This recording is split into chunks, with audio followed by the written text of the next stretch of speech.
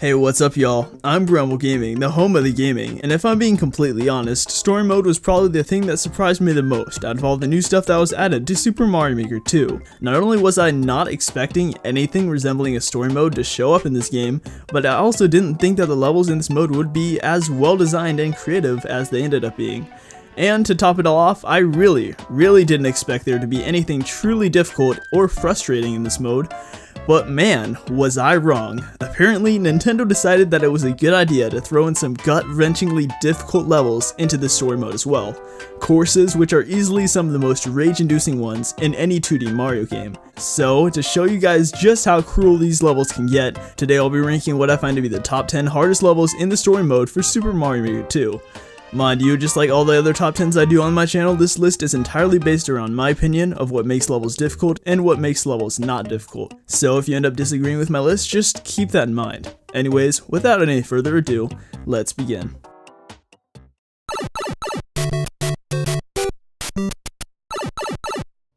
At number 10, Airship Flight is an incredibly tedious course where the player is required to use the Super Feather to fall through an entire vertical level without touching the ground. On paper, it sounds pretty easy, but Nintendo made sure to make that task extremely frustrating and nerve-wracking to do. The camera extends only a certain amount downwards in this level, so there will be many times where you have to use quick reflexes to avoid taking damage or landing on the ground. And it's not as simple as just falling downward. Oh no. Airship Flight will also force you to climb up vines in super tight spaces to get over hills in some sections, and in other sections bounce on wigglers to gain height so that you can eventually continue falling even more. Needless to say, these parts are pretty frustrating and can trip you up many times. Oh, and since this is a clear condition based level, there are absolutely no checkpoints here. None. Nada. So if you touch the ground, guess what? You'll have to redo the entire level all over again. Isn't that fun? So to compensate for this, you'd think that the level would be relatively short, right? Oh, absolutely not. Airship Flight is extremely lengthy for a clear condition based level, as the player is forced to fall down double the length of this level's vertical span. In other words, once you hit the bottom of the level for the first time, you have to ride the twisters all the way back up and fall down through another section as long as the first one, while still not being able to touch the ground. Above all else, you're going to be needing a lot of patience and perseverance while playing Airship Flight if you want to be able to get to the end and take this one down.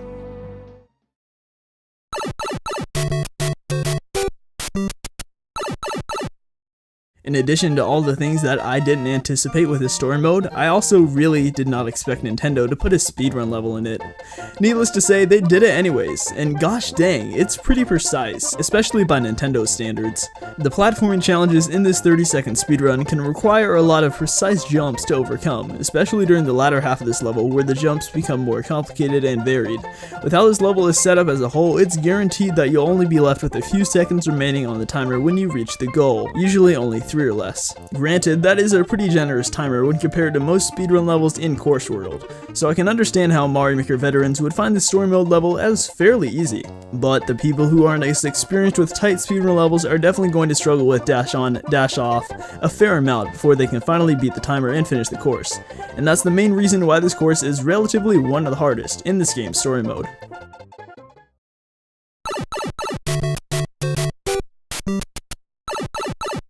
Summer Shootout presents the player with an auto-scrolling challenge entirely based around bouncing on cannonballs in the sky.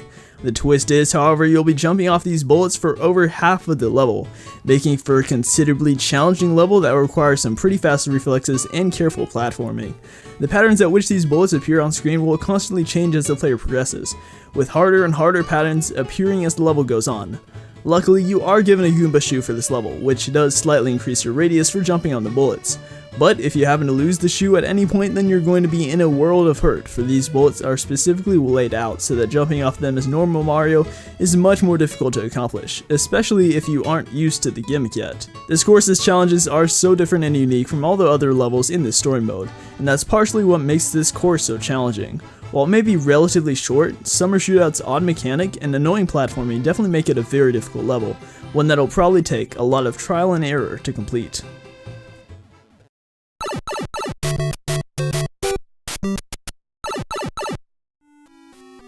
I think we can all agree that some of the most aggravating levels in 2D Mario games are the ones which take place underwater, and Sea of Sorrow, number 7 on this list, is certainly no exception to this trend.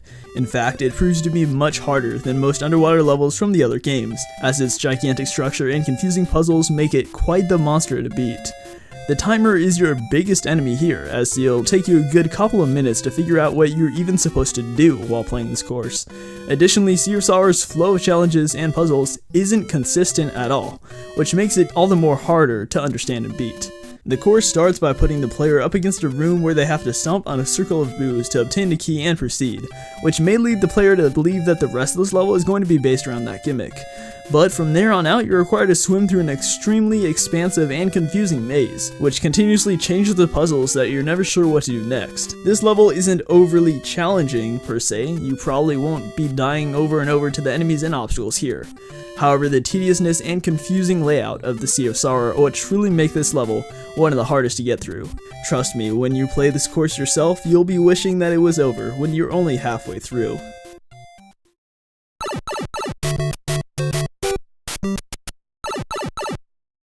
Next up on our list, Secret of the Dry Bones Shell is only such a difficult level purely because of how hard it is to understand and to figure out how to complete, as this course is much more of a mind-bending puzzle gauntlet than a traditional platforming one. After putting you up against a quick lava section in which you have to platform off of boos and grinders, this level then drops you right into a room with 3 key coins placed in extremely odd places, which, surprise surprise, you'll need to get to proceed. It took me a good couple of minutes to actually figure out how to get these 3 coins during my first run through of the course. And to get these 3 key coins, you'll need to figure out mechanics of the Dry Bones Shell that you probably didn't even know existed before playing this level, such as being able to ground pound with the Dry Bones Shell attached. Did you know that you could do that in the Super Mario Bros. Style? Well, now you do, and this level will be much easier for you as a result of that. You're welcome! The Secret of the Dry Bones Shell course isn't entirely based around this one room, though, as once you get all 3 key coins, you'll have to then make it through some timing-based challenges that'll take a good amount of time to complete, as some are surprisingly precise or confusing. And let's not forget the fact that the Secret of the Dry Bones Shell is a very lengthy level, possibly one of the longest that you'll encounter in this campaign. You seriously better make sure that you're experienced with the Dry Bones Shell and puzzle solving if you want to be able to complete this one without too much of a hassle.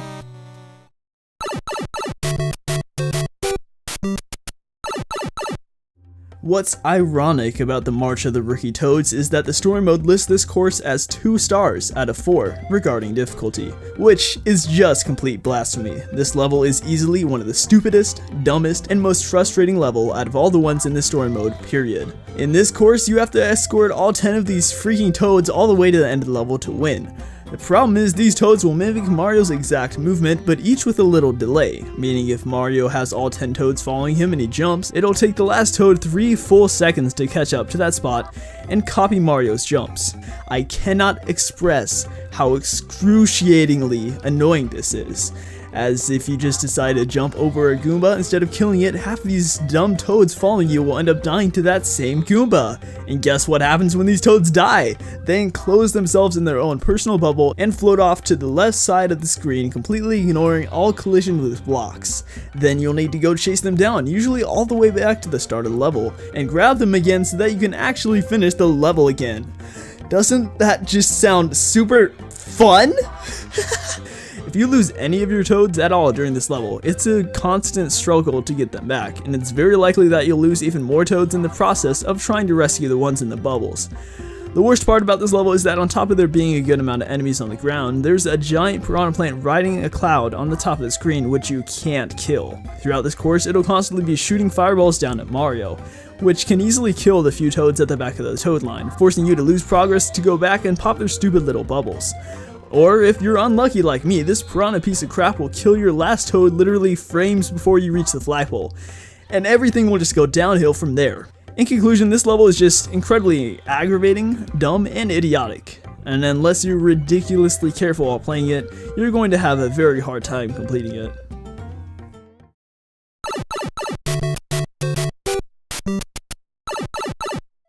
Here at number 4, Stone of Destiny is actually a lot like the Secret of the Dry Bones Shell, number 6 on this list. And despite their similarities though, the Stone of Destiny ends up being a considerable amount harder due to the absence of checkpoints in its lengthy structure.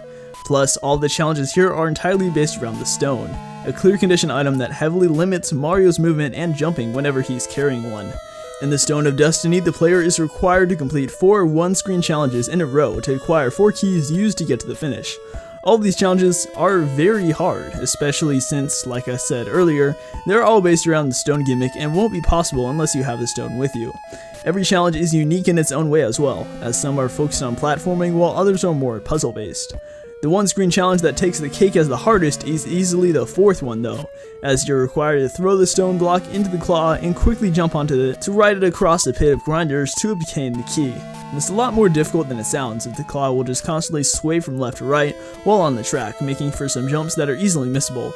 That's just one of the 4 challenges you need to complete, mind you. And let me re-emphasize that there are no checkpoints here whatsoever. So if you get 3 keys but die while trying to get the 4th, you'll have to restart without any keys and be forced to do all of the 4 challenges all over again. That right there is a huge punch to the stomach, and a huge factor as to why this course is easily one of the hardest in the story mode, in my opinion.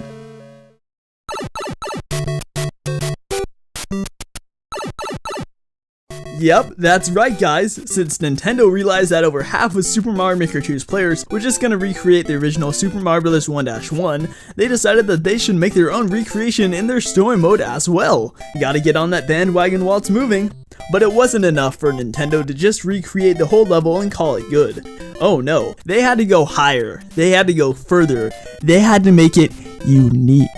And so do you know what they did? They made a poorly designed borderline troll version of 1-1. Yes! This is everything I wanted in life, Nintendo! No, I'm really not exaggerating for the record. Enemies have just been littered all over this course, some of which are clearly meant to unexpectedly pop up and kill you, making it feel like the whole level was redesigned to just screw the player over. 1 second it'll just be like the original 1-1, and then suddenly on the next screen you'll unexpectedly be required to make a near pixel perfect jump to proceed. This happens more than once in this recreation, and it's really dumb when it does, because there's no indication that the jumps need to be incredibly precise. And I know I mentioned this before, but I'm going to re-emphasize that enemies are literally just placed everywhere in this level, so that there's almost no breathing room for the player. Oh, and you know that sub area in the original 1-1? In this recreation, instead of helping you, it actually sends you backwards in the level. That's right, if you're smart enough to try and go down the pipe to try and take a shortcut, Nintendo says, nope, screw you kid, you just got sent backwards.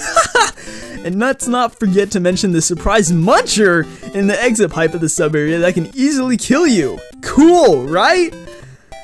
Remember when Nintendo said over and over again that you should treat the player fairly? What in the world happened here to that principle, Nintendo? Because with all the unexpected traps and extremely annoying platforming, you sure as heck don't treat the player fairly in this recreation of 1-1. And that alone makes it an extremely unenjoyable and incredibly frustrating course to complete.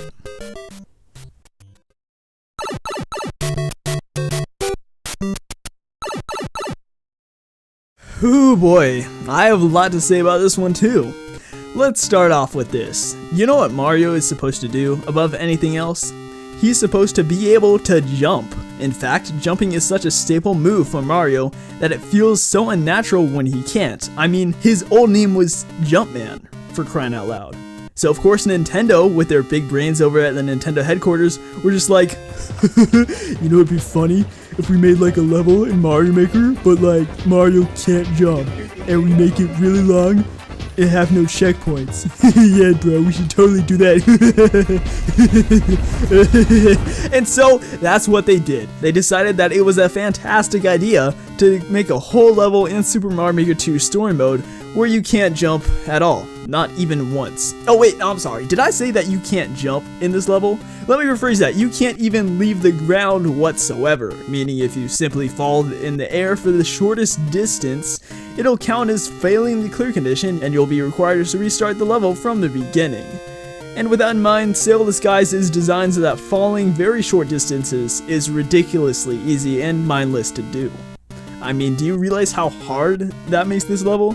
Not being able to jump in general would be hard enough, but having to perform this in a level specifically designed so that it's easy to accidentally fall or jump is stepping it up another couple of notches. Once you die enough times in this level, your tendency will be to try and rush through it so that you don't have to bear its stupidity any longer.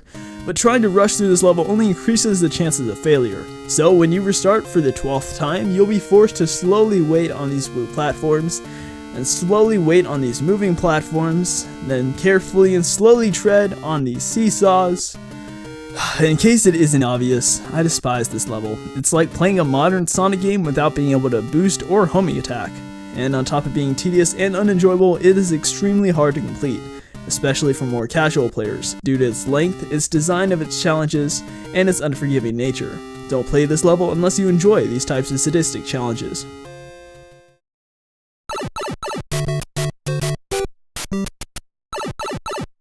Oh, and do you know how many of these no-jump levels Nintendo put into Super Mario Maker 2 Story Mode? Not 1, not 2, not even 3. No, they decided to put 4 of them in. That's right, 4. Count them, 4 no-jump levels. And Chain Chomp Chiller, the no-jump level that Undo Dog tasks you with, is easily the hardest of them all, and in my opinion the hardest level, period, in Super Mario Maker Story Mode. While the previous no-jump level didn't have any enemies, this one does, and in my opinion that makes it a considerable amount harder. Specifically, this whole course is littered with chain chomps and forces you to dodge all of them without jumping at all, a task that is way more difficult than you might think. The chain chomps barely jump high enough to give you a small window which you can run under them, but if you aren't incredibly precise with that timing, then you're dead, as this level provides you with no power-ups on top of no checkpoints. This gets very challenging when the level starts throwing hills and snake blocks into the mix, as purely running straight forward as soon as the level starts won't work to dodge these chain chomps. Trust me, I tried. Multiple times. Due to the way that these chain chomps act, avoiding them without jumping and without power-ups in this level is very difficult to do, especially by Nintendo standards, and even more difficult than the last level on this list, in my opinion. There will almost certainly be many deaths before you can finally take this one down and call it a day. And hey, at least once you do finish this level and beat the campaign, then you can listen to Undo Dog's jokes for 100 coins! Because that compensates for the pain that you went through to beat this level, right?